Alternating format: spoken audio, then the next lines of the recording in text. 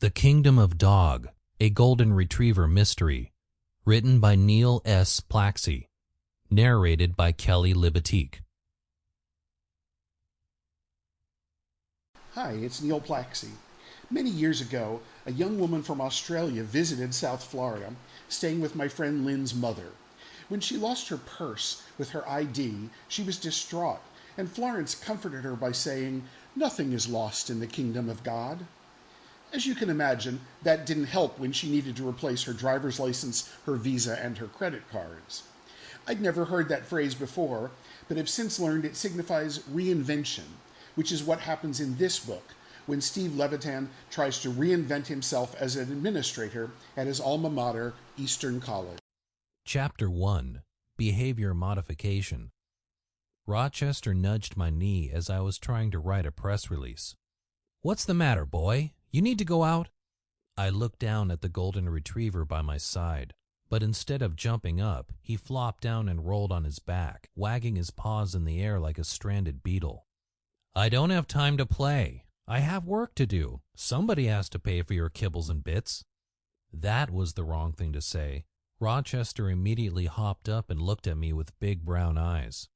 "Fine, one treat, then you go lay down." He shook his head again, but I handed him the treat anyway. I kept a vacuum-sealed jar on my office desk, filled with tiny treats in the shape of T-bone steaks. He gobbled the tidbit, then trotted across the room, where he sprawled in front of the French doors and rested his head on his paws, staring at me.